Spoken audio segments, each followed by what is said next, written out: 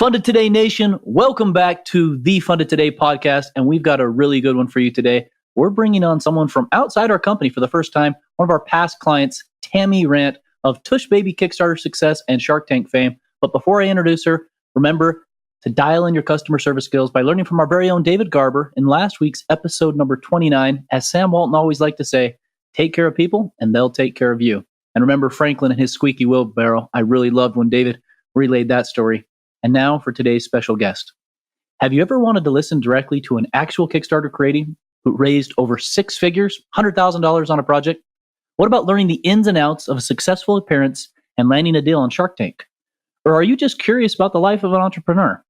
If so, today's episode is literally going to rock your world. Let's get started. The Funded Today podcast is brought to you by fundedtoday.com. Funded Today is a premier marketing and video agency. From startups to crowdfunding to Amazon and beyond, Funded Today has helped their clients generate hundreds of millions of dollars in revenue.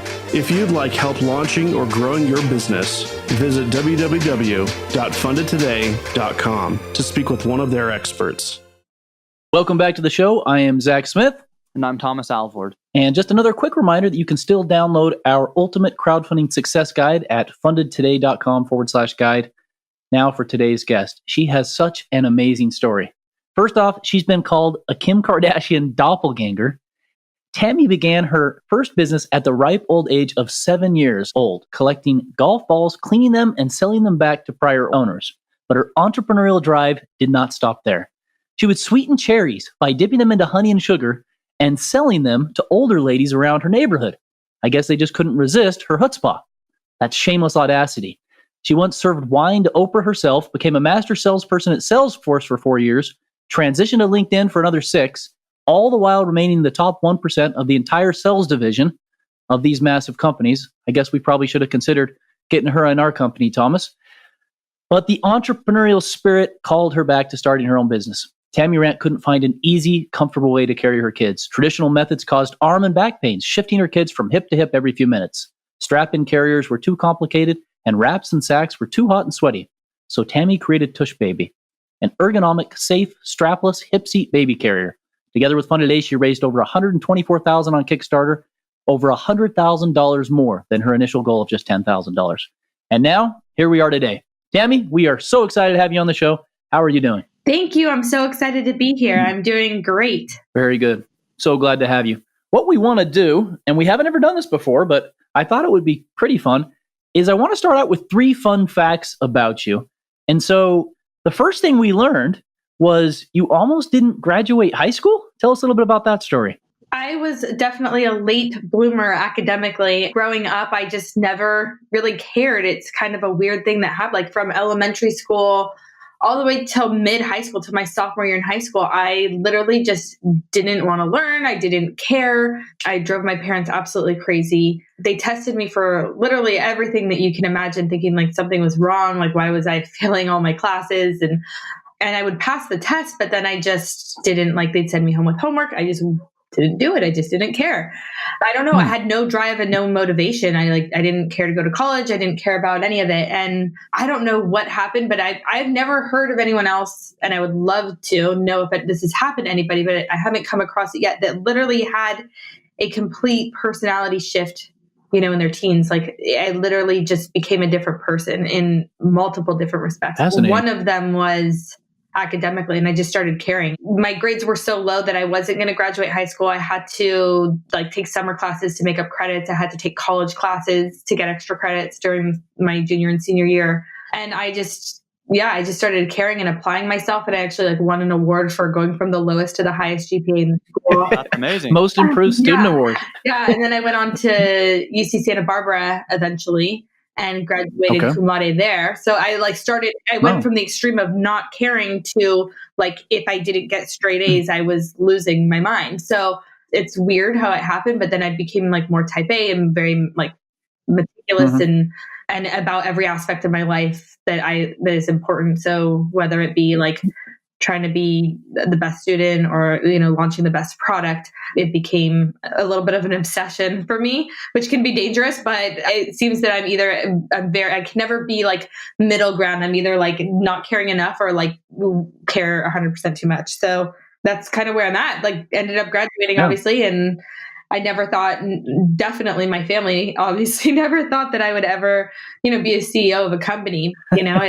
Things happen in weird ways, right? Yeah, that's very interesting. We talk a lot about psychology and motivation on this show, and it sounds like you can't seem to pinpoint why this change happened, but it was sometime in your late teens? Yeah, it happened probably about when I was 16 is when I started caring. And then it took me a long time to catch up. Like I had to work really hard because I didn't learn very much in elementary school, middle school, and early high school. I didn't know a lot, like from a fact standpoint or like knowing math or history. And I just how to write. Like when I went into college, I tested as English as a second language. When English was my first language. When I went into like it's crazy.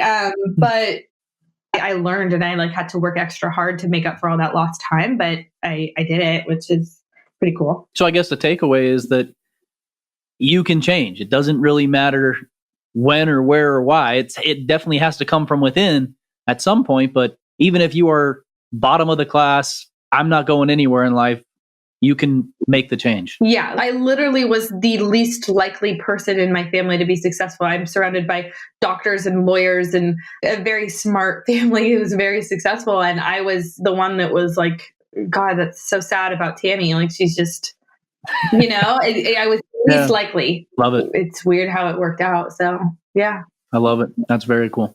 All right. Fun fact number 2. And this one kind of hits home with me because I am recently the owner of a toy golden doodle. So I've started to get a lot more into dogs than I ever had been in my earlier life. You're obsessed with French bulldogs? Tell us a little bit about that. Yes, I love all dogs, but I have a soft spot for that short face Boston Terriers, French bulldogs. But yeah, I was part of the French Bulldog Rescue Network for a while where I would take in foster dogs. I hope to do that again when I don't have 3 kids under 5 and I have time to take care of another dog. I have a French Bulldog right now. Moving forward, I've learned so much about the breeding process and buying dogs. I will always adopt and rescue a dog. I just love them so much. I think I saw some t-shirt that you wore once about a dog baby or multiple or something like that. I forget what it was, but I could tell that bulldog shirts I had. And I had onesies for my kids with my dogs printed on them. Like that's not a problem. This obsession definitely goes a lot bigger than maybe some dog lovers, I would say. So very cool. I do love them. They're just so innocent and sweet, and they always love you back, and they don't question you, and they're just the best. They're just the best creatures. In hindsight, I'm kind of sad I never got a dog until 32 years old because I agree with you. It's been a real nice experience and made me a little bit more softer, kind of ironed out some of those rough parts of me as an entrepreneur. Right. So last one for you. You're born in Scotland, and this one kind of hits home with me as well because my wife has ties to Scotland in terms of her genealogy. So you moved to the States, California, or when you were about 4? Yeah, my dad is from Scotland. My mom met my dad visiting Scotland. Okay. She ended up marrying him and having her kids there. So every 2 generations in my father's family are all in Scotland. All my cousins and aunts and uncles live there. And then my parents separated and we moved to where she was from. She's originally, an immigrant. She was in Egypt, but she moved here when she was 8 to Dublin, California, which is in the Bay Area. And so we moved back when they separated, and my mom raised 3 girls. I have 3 girls now. She raised 3 girls on her own. My dad has been, definitely in our lives, but, he's in another country, but he's definitely communicates with us pretty much daily and helped out a lot, but he was in another country. So my mom did majority of it, on her own. Did you ever go back to Scotland, or does he ever come to California? My dad comes a couple times a year. I used to go every year, if not twice, but it has slowed down a lot. Like since having kids, it's just harder, but I am going back actually this July to Scotland. Oh, okay. So, very cool. Yeah. And I'm taking my oldest daughter with me. She's 5. So you probably traveled a lot extensively, considering, when you go to Europe, you usually go to a lot of different places over there. Or? Yeah. As a kid, I would go on my own. I was traveling to Scotland, like on an airplane by myself at, 7, 8 years old. I would go there and I was kind of limited to wherever my dad would take me, which was always within Scotland. Yeah. As I got older, my sisters moved to London and then I would visit them and we would travel around a bit. So yeah. One of the most beautiful places in the world. Yeah, we live in Glasgow, which was it's very industrial. Yeah. There are definitely some beautiful parts of Glasgow, but I love Edinburgh, and there's lots of obviously historical buildings and castles, and lots of landmarks that are beautiful in Scotland and England. So I definitely love to go. Well, it's all starting to add up now that we've done these little facts about you. The whole idea of your entrepreneurial drive, how you created TushBaby. So what we want to do now is kind of what we did on the very first episode of our podcast, episode 1.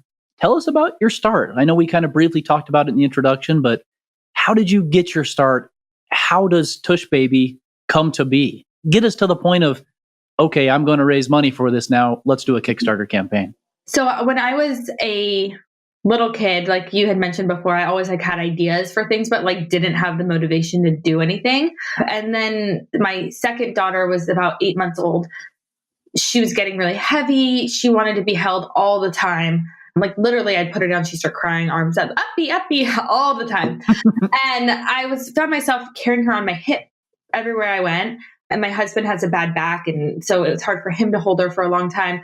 But then we'd be okay, let's pull out the carrier. So we're pulling out the carrier. And then 2 minutes later, she wants out and you have to undo the whole thing and take it off. And I find myself putting the carrier on around the house, and it's when I'm running into a store, and it just takes so long. Often you need another person to buckle the back, and it just was hard to do. And so a lot of times I just wouldn't use it, but then I'd be still struggling with the baby on my hip and holding, my arms couldn't hold her, and pulling her up, and her hips are not aligned because her legs are dangling. And I was just thinking there has to be a better way for this. And I started searching for things and could not find anything. So I was what if there was just something underneath her to just hold her weight up on me?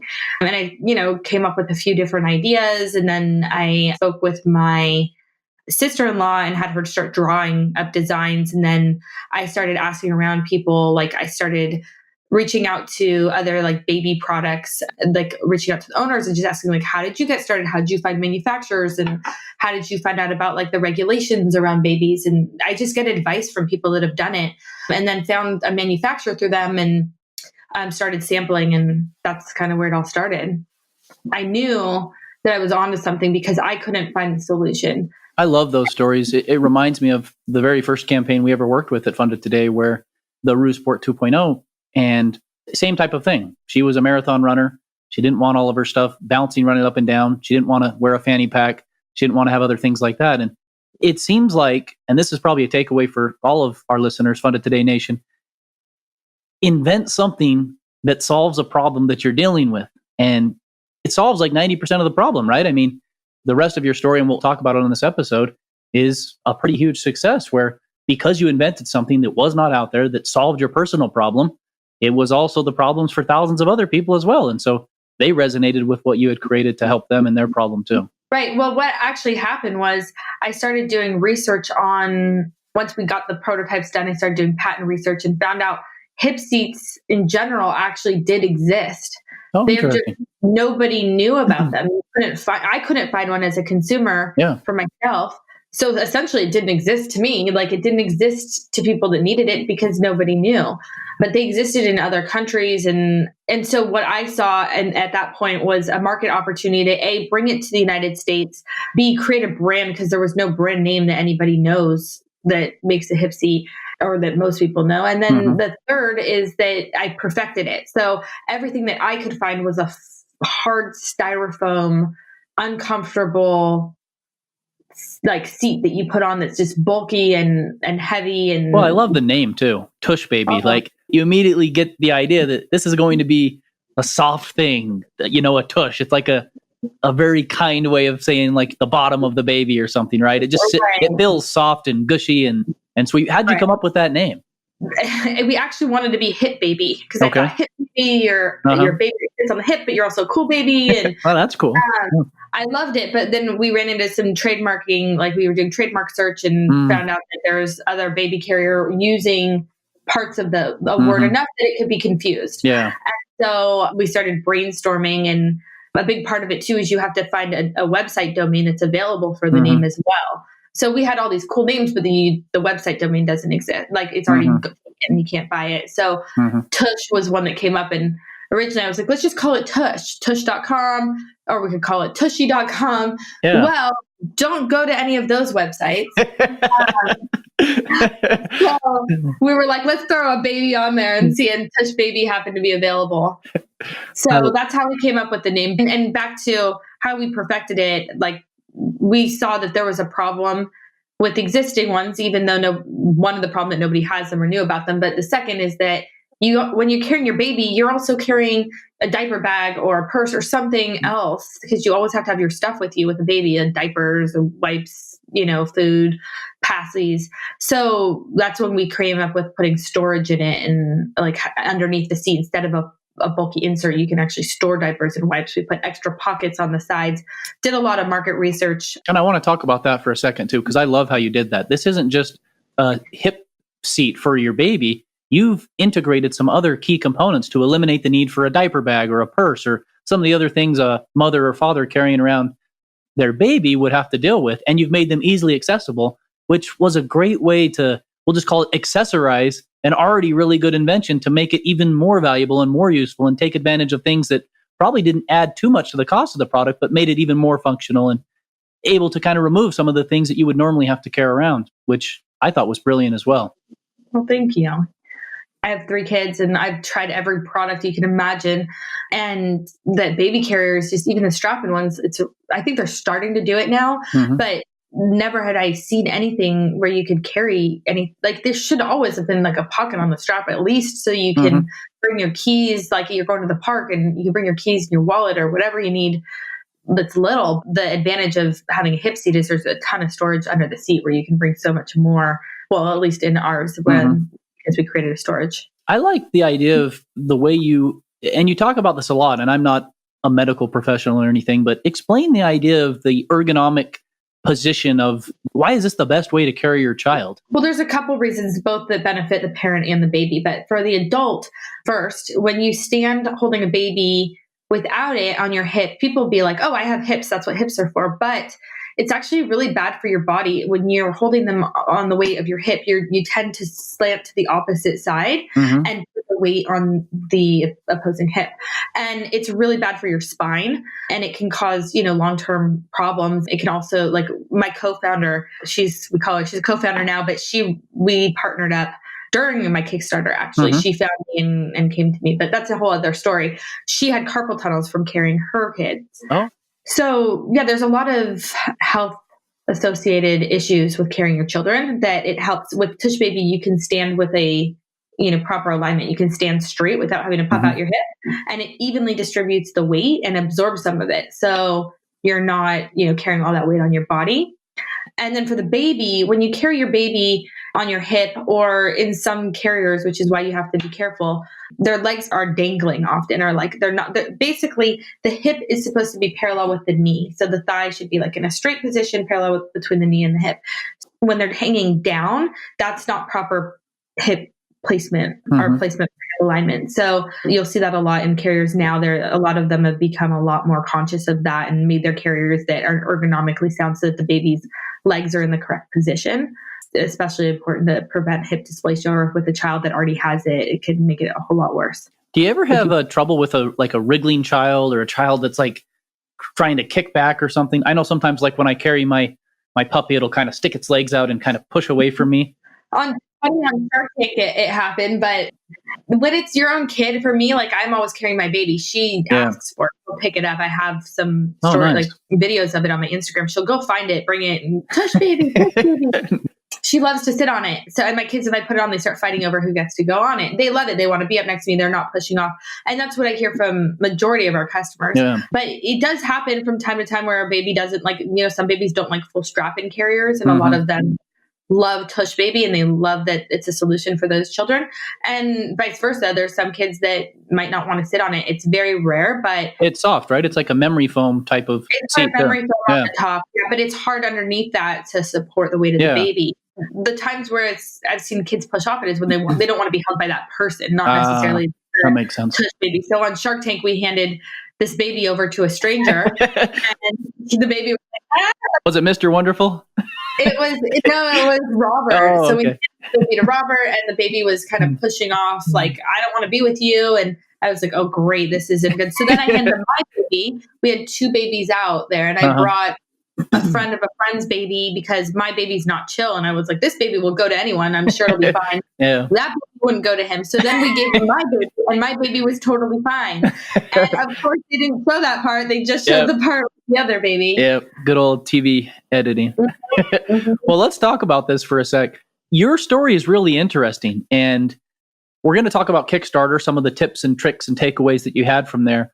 But you actually, and correct me if I'm wrong, you applied to Shark Tank and kind of got an 11th hour.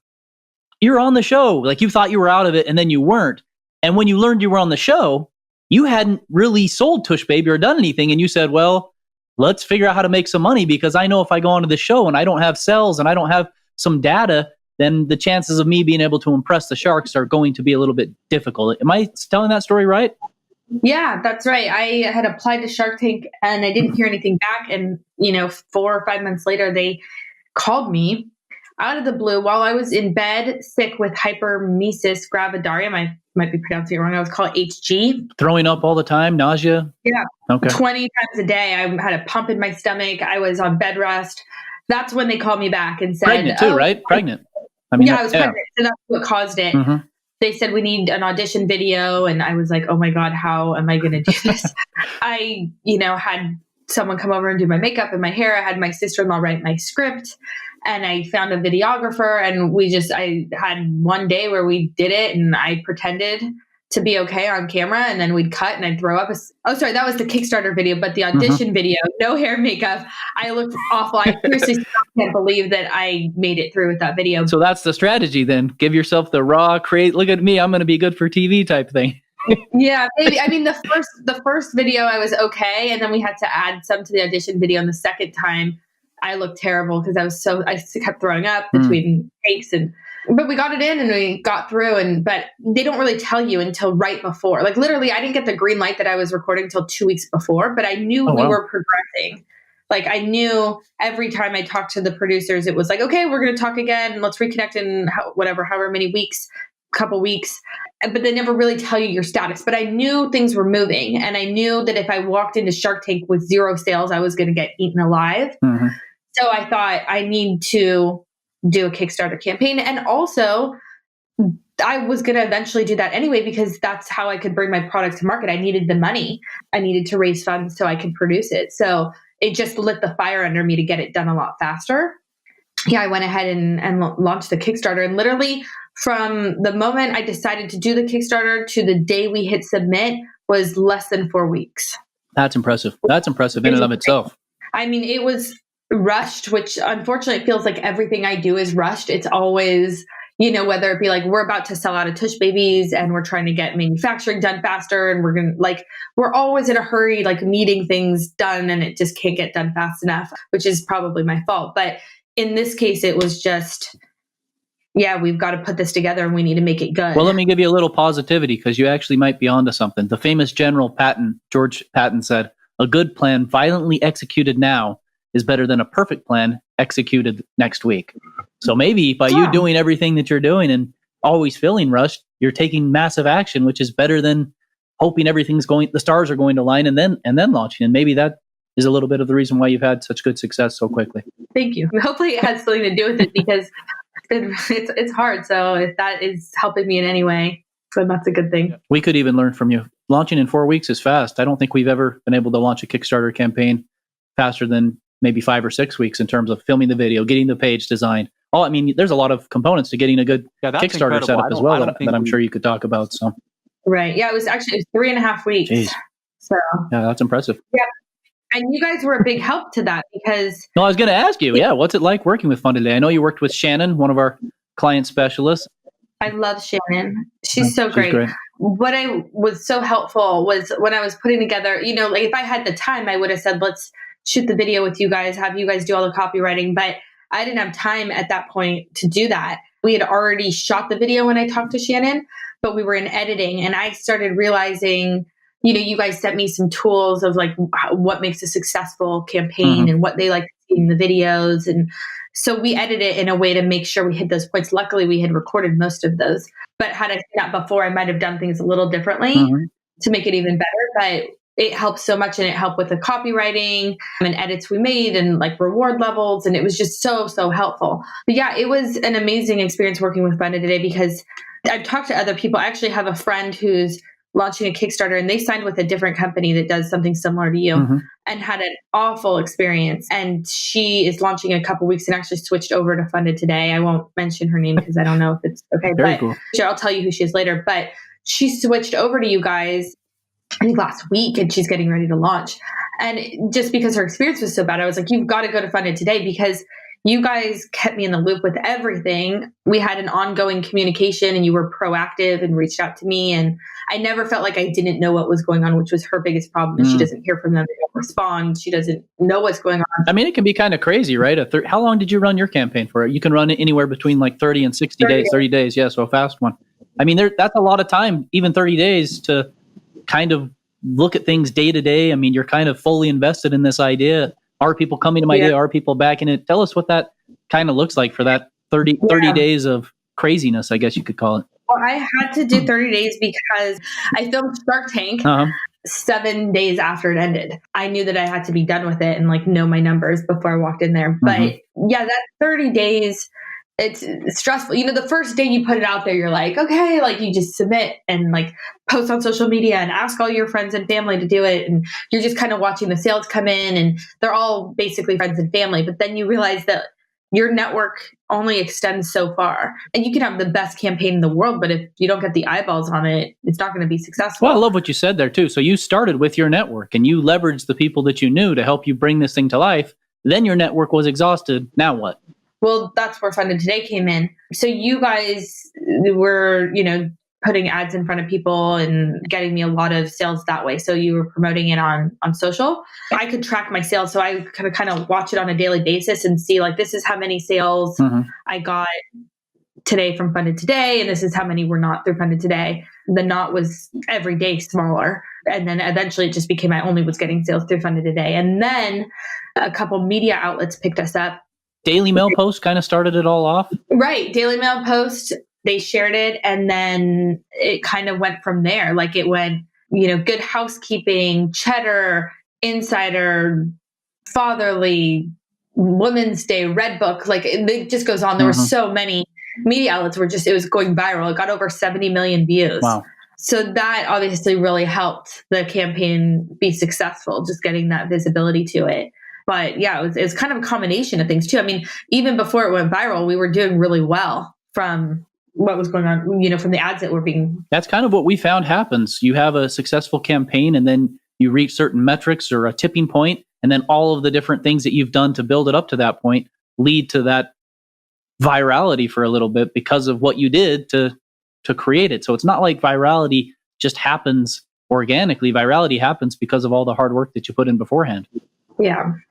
Tell us a little bit about what you learned from your Kickstarter, whether it's, man, shipping is crazy, or I wish I would have done this, or any tips, tricks, takeaways you have for somebody who's thinking of doing a Kickstarter campaign and they want to do what you did. I mean, you're among the top 1% of all Kickstarter campaigns ever launched in terms of how much you raised. And then when you factor in the virality and then to top it all off with a Shark Tank success story, I'd say most people wish they were you.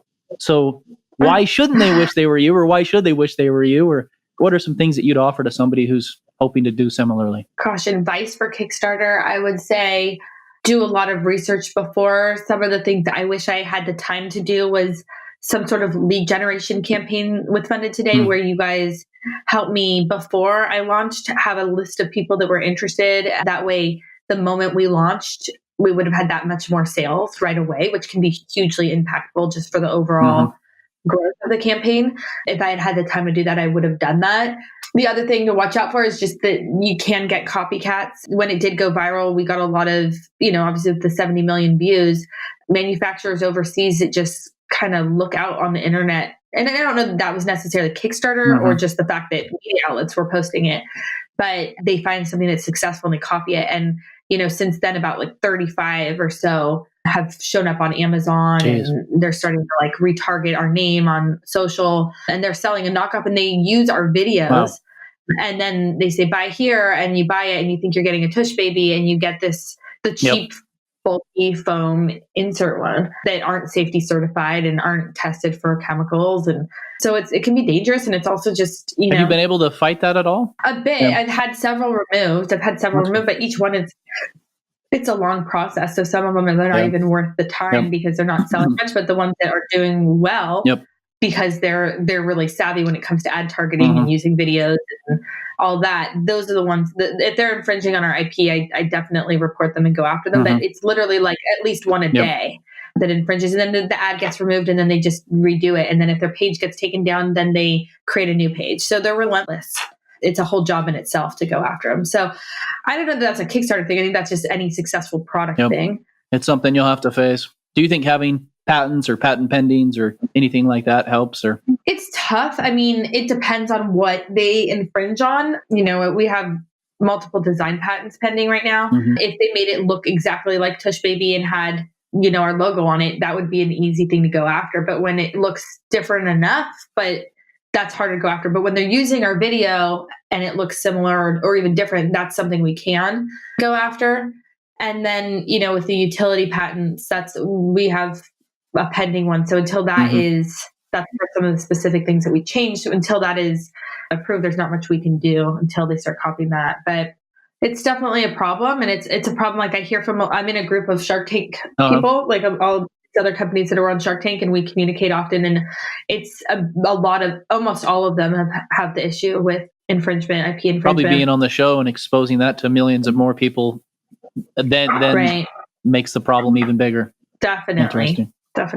What about shipping? I mean, you have a really successful campaign. You've got people all over the world that have purchased your TushBaby. Is it difficult to figure out logistics? I mean, you're not Amazon. You're a brand new entrepreneur who started this amazing business. How do you handle logistics, supply chain? We never talk about this on the show, but I kind of wanted to bring it up with you because I'm sure you've dealt with a lot of that by now. Yeah. I mean, when I started this, I knew nothing. And I still am learning every day, but I knew nothing about how to ship a product or how to package it or what labels it needs and I didn't know any of it. And I learned so much since then. Found a fulfillment center that was shipping it. And I actually was really unhappy with them for various reasons that I won't get into. And ended up moving to a new fulfillment center who's amazing. But what they do is they pack and pick it. So every time we get an order on our website, it automatically triggers it to the fulfillment center, who will pick it the same day, put it in the box and ship it out. And then they charge us, a fee for doing that. But then you get discounts on the actual shipping costs because they get discounts. But it comes out to about the same as if I were to do it myself. But in the volumes that we're selling, there's no possible way I could do it myself. I mean, that's something that I couldn't have a business without. So, and now you get to focus on the more important and more fun aspects of your business anyway, when you have somebody handling that side of things. I already have no time. I can't imagine dealing with shipping. It's a job in itself and more than a one-person job. So who did you find? Do you mind saying who it is, who you like using? Yeah, they are awesome. They're called Deliver, Deliverr. So 2 R's. And the cool thing about them, I have free 2-day shipping on all orders on my website. So you are so you did figure out the Amazon thing. Somewhat. Their model is very much like Amazon, and they have the ability to get really good rates for 2-day shipping. So I'm paying for 2-day shipping what I would at any other fulfillment center for ground, maybe even less. Yeah, I'm able to get it out in 2 days. And was this just a connection you found through trial and error, research, connecting with people on Shark Tank? They actually reached out to me, and then since then I found a lot of other companies that are using them. Yeah, they're definitely reputable. They're growing. They're a newer company, but they're growing really quickly, and they have some really cool programs and things that they do. So I'm very excited to have them and have found them, and they're really good too. They're reliable. You get orders, they ship out the same day every time. As long as it's before a certain time of day, they guarantee that it'll ship out that day, and it always does. And they have a really good interface so you can see what's already shipped and what's delivered and what's in progress and when it'll arrive without having to click on tracking numbers. It's all right there. It's really cool. That's awesome. That's a good resource for our listeners, because I think we get asked that question quite a bit. So thanks for sharing on that one. No problem. All right. Now, if I can switch gears just a little bit, let's talk about Shark Tank. You were going to be on Shark Tank. You had a really successful Kickstarter. Millions of people had heard about your product. So now you have an amazing story to tell when you get into the tank. What happens? Give us the Shark Tank experience. And along the way, kind of share, I wish I would have done this. I wish I would not have done this. And maybe that sort of thing. And of course, let's talk about the magic of TV and how it only is about a 10-minute episode, but you probably were talking to them for 45 minutes to an hour and all the editing and all the stuff that happens with Shark Tank. Because I think a lot of people think Shark Tank is this reality TV, but reality TV is not really reality. It's still quite a bit different. So as much as you're at liberty to talk about, we'd love to hear. And I think you'll probably get a lot of our listeners following up with you to ask about Shark Tank, because I think it's an exciting thing. It's one of the most popular shows on TV, and it's been running for a long time. Yeah, that's definitely the number one question I get. It's about Shark Tank. It is such an experience. I mean, it was so cool, and it's still like one of the best experiences I've had in my life. I had a lot of fun and a lot of anxiety, and I was still very sick in my pregnancy. I wasn't as bad as I was early on, but I was still, like I threw up right before I went out there. It was very scary. Like I just was shaking. The whole thing like that you see on the show, you walk out. You didn't seem that nervous. You seemed confident. When I watched it, did you memorize that pitch? I did memorize the pitch. I came out there like a bit shaky. Like you can kind of tell in my voice when I'm doing the pitch that I'm shaky. Once the pitch was over, I felt much better. A lot of the nerves is the anticipation, the lead up to it. And then once, like any public speaking that you do, it's always so scary before. But then once you're doing it, you're okay. And now they're filming you 7 days after your Kickstarter is over. And then when did the episode air after that? January 6th. So they filmed me June of 2018. So it's been almost a year. And then they aired it in January. And that's the thing too, is you don't know if you're even going to air. So even when they film you. You don't know. You fly out there and oh yes, I've been chosen to film, but then you don't know if it's going to air or not. I met a couple other people on set that didn't air. And did they get a deal? Do people like that get deals sometimes, even though they don't air? They can, yeah. You can make a deal on a show and still not air. Yeah. Very cool. Yeah, so I just didn't know what was going to happen. So all of it was just, so much work to get there, doing the Kickstarter, like really accelerating my business and launching much faster than I was anticipating, all while pregnant and working a full-time job other than this. So it was a lot. And I just so wanted it to air because if it didn't, it was like everything felt like it was for nothing other than a learning experience, which is not to be discarded, but I really wanted it obviously to air. What do you think made your episode air that others maybe don't air because of? I think mine was pretty dramatic in the sense that, like I wasn't answering them as quickly as they wanted. They backed out. What they didn't show is Lori said that she wasn't going to make an offer, and then I talked her into it. There's some negotiation skills there too that they left out. They didn't want to show you dominating the Sharks with some negotiation talent. They showed her say that, like, for those reasons, it's just too early for me. So I guess she didn't actually say she was out, but there was a longer conversation around that didn't all get shown. But they did show the piece that she said that. But it just was really nerve-wracking and scary, and that it can either make or break your business. If I walked on there and they said, this is a horrible idea, it's terrible, like that could ruin your business. So I was scared. I was hoping that they would object more, actually. I wanted them to say, why doesn't it have straps? So that I could explain that, like, straps are great for certain situations, but there's many that it's not great for. I wanted them to say, what age ranges can you use it for? I love how you wanted that, because there's a negotiation tactic where you want somebody to say no a bunch of times so that you can get them past those objections to yes, and then there's nothing else that they can object with. So it's interesting you thought that way. I find that fascinating.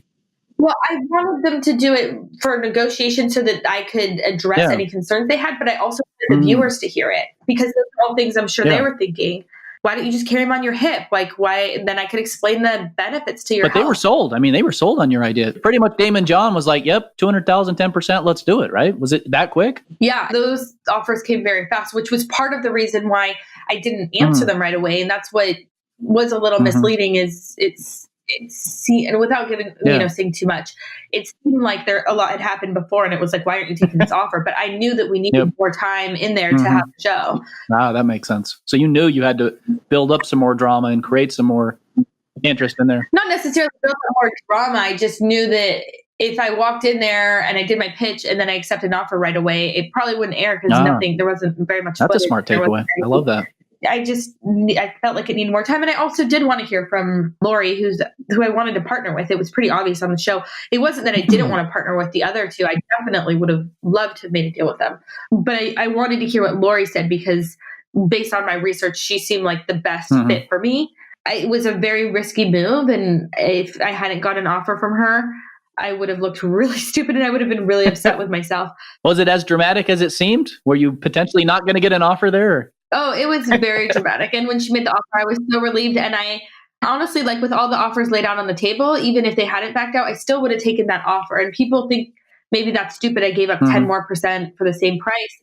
But I really felt like she was the strategic partner that would get us to where we need to be, where maybe I have less ownership and less of the pie, but if it's a bigger pie, it still equals more. And I just thought she was the one to make us the bigger pie. So shameless self-promotion for Funded Today, but I love how you took that deal instead of the Damon John deal, because like you said, there's a lot of other agencies out there. It sounds like your friend hired one that maybe is subpar, but there's agencies that will do that. They'll be like 5%, 10%, we'll make it happen. And obviously Funded Today charges 20 to 35% in that range. But you get what you pay for sometimes. And if you're trying to target the right strategic partner like you did with Lori, it can sometimes make all the difference for your business. So I think it was smart for you. When I watched the episode, I knew what you were doing and I wasn't necessarily fooled by the TV magic. So I thought it was great. Well, thank you. Yeah. And I will say, I've heard a lot of amazing things about Damon, and I know so much more now than I did then.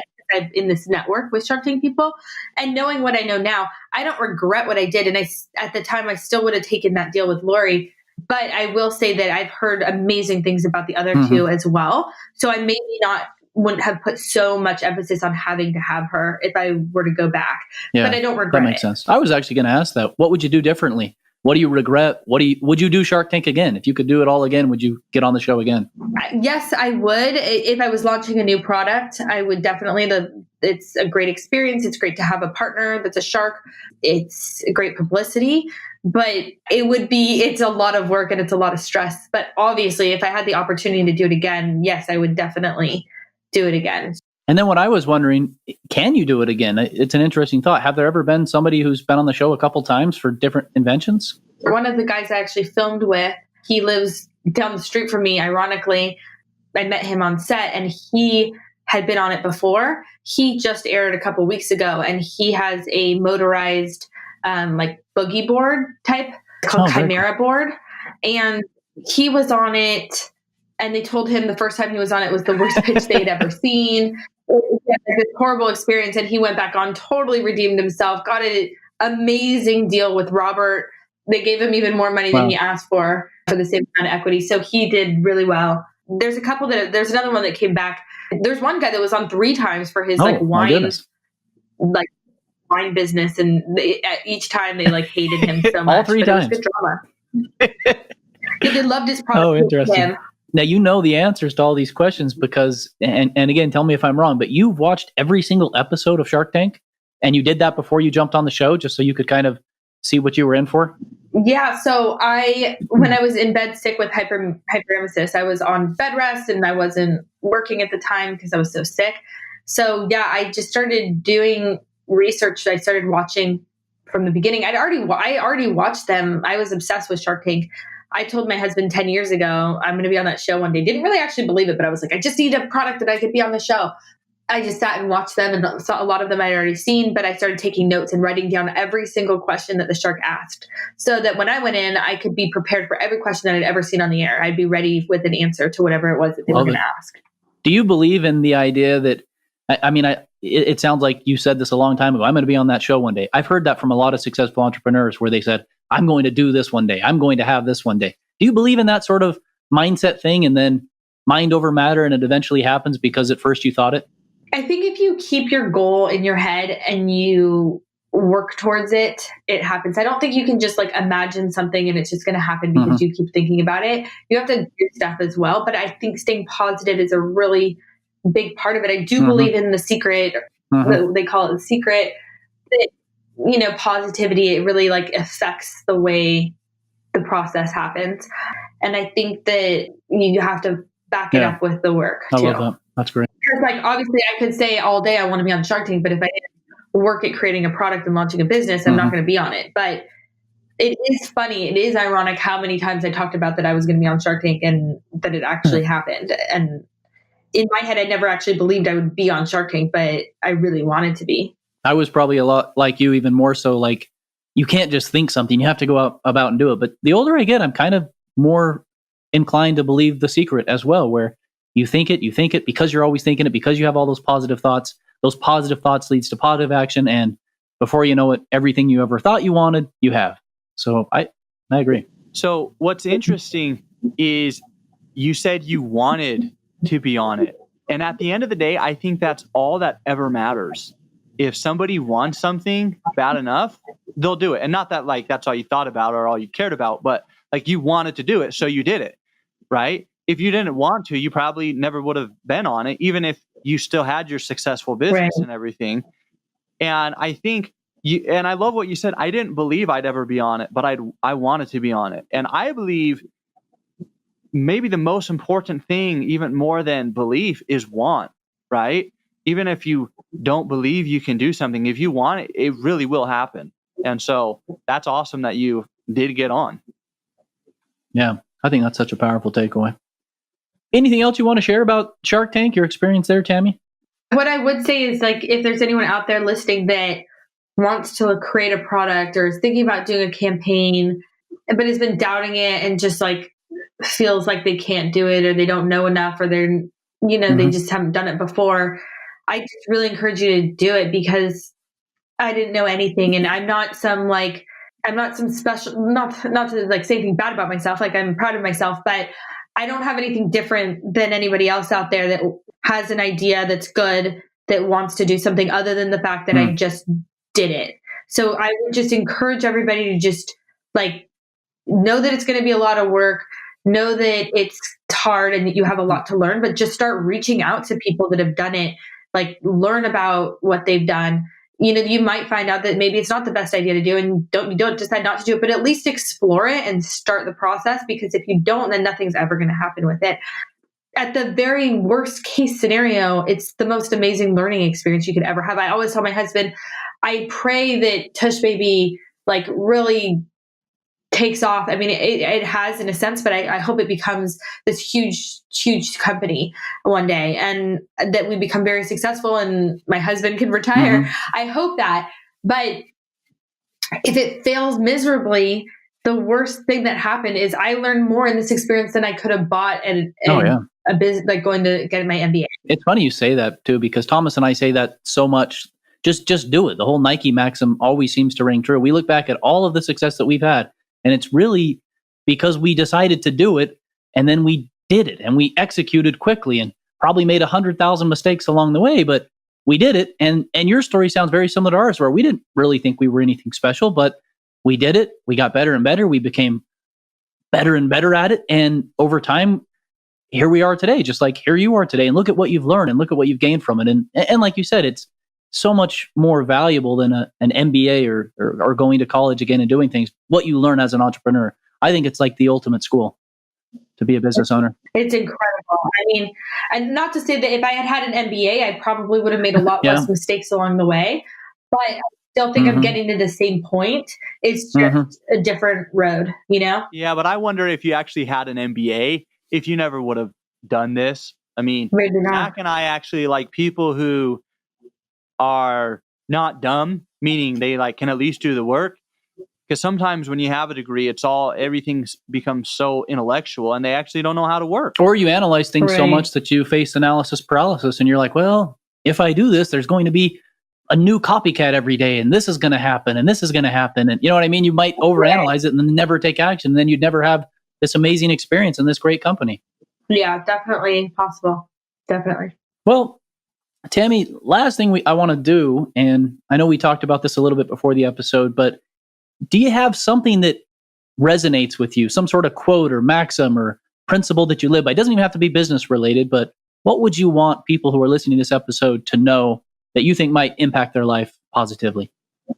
Something that I live by and I try to teach my kids to live by is do unto others as you would would want to do unto you. So treat people the way you want to be treated. Be good. do good things. I really believe in karma. I know that like some people will be like, yes, definitely. And some people are probably rolling their eyes, but like every single time I'm like, okay, I'm going to just do this good thing. Like when I could make some money off of it or help someone in a way that no, I'm not going to charge you. I want to help you. It always, and I don't do it for this reason, but I always like see a return on that, like immediately. Yep. Like that's because like, it's just like, it's the weirdest thing. Like we started donating product to people with disabled children, special needs families. And I love how you're doing that with your product. You've kind of found a special little market for special needs children who the TushBaby really, really resonates with. Right. Yeah. And it really like, there's late walkers and people that can't carry their kids and they have all these extra medical expenses. Like they need something to help carry their kid and they have to spend more money. It's like, I just genuinely want to help people.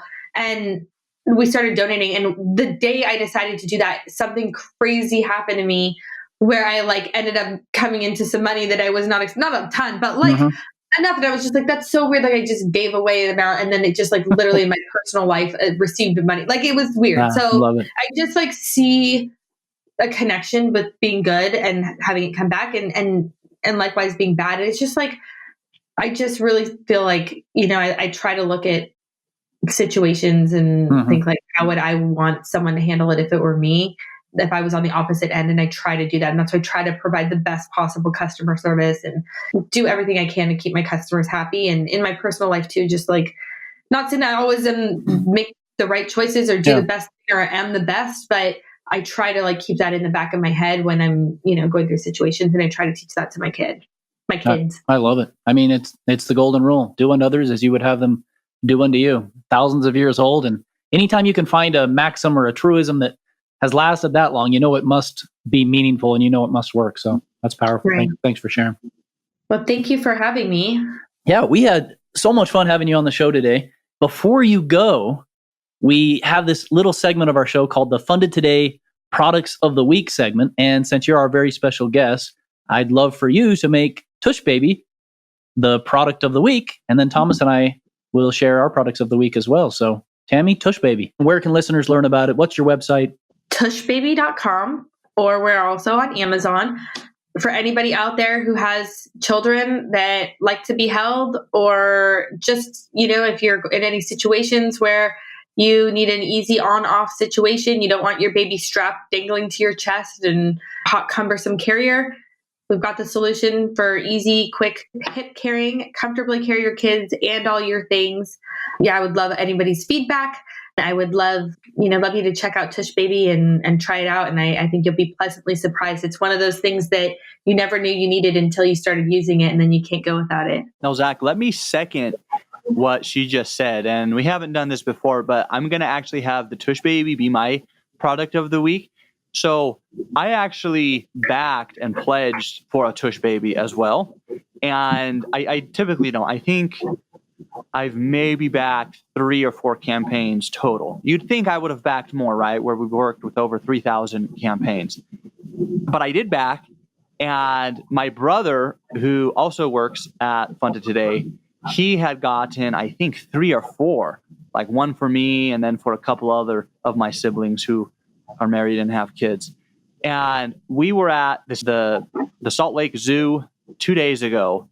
And my kid right now, my youngest kid, he's a year and a couple months. And he's a daddy's boy. And he always wants me to carry him, right? The story you were sharing earlier, where your kid would not let you set them down and they would just cry if you did. That's exactly how my kid is. And I actually turned to my brother, Tevin, and I said, we forgot to bring the TushBaby. I need the TushBaby right now. So it really is an awesome product. Thank you. I appreciate that. Thank you so much. I'll have to get myself a TushBaby too. My wife is pregnant in her second trimester, so I will soon be a father as well. So congratulations. That's so exciting. And my product of the week will be Tammock. That's Tammock. This is a freestanding hammock tent. You know how when you're out camping and you can't find 2 trees that are close enough together to set up your hammock? Tammock solves that problem. They love to adventure outdoors. They love hammocks, but traditional hammocks are limited. And this hammock is pretty cool. Picture I think hammock comes from tent and hammock. I think they combine the word together. So you've got a tent, you've got a hammock, and you can set this thing up anywhere. Their Kickstarter is live. There's only a week left on it. It looks pretty amazing. Picture your hammock right at the edge of the beach, or right at the edge of a secluded lake, or right on the top of a mountain. That's the type of thing that Tammock will be able to solve. So no trees, no problem. Tammock solves it. Check it out. And that is our Funded Today Product of the Week segment. Once again, I want to give a special shout out to Tammy Rant for being on Get Funded Today with us. Such an inspiring story. And I think you're just getting started, Tammy. So we're going to have you on again next year to see how your story continues to transpire and inspire. And next time, because we had such a good time with Tammy, we're going to do it again with another past Funded Today client. Rob and maybe some of the other guys at AquaVault are going to stop by. Let us know what you liked about this episode. What do you want to hear from our next guest? And definitely let Tammy know what you thought about things as well. We'd love to hear from you. I'm sure she would as well. And I promise you're not going to want to miss next week. So until next Wednesday, and remember, don't wait until tomorrow. Get funded today.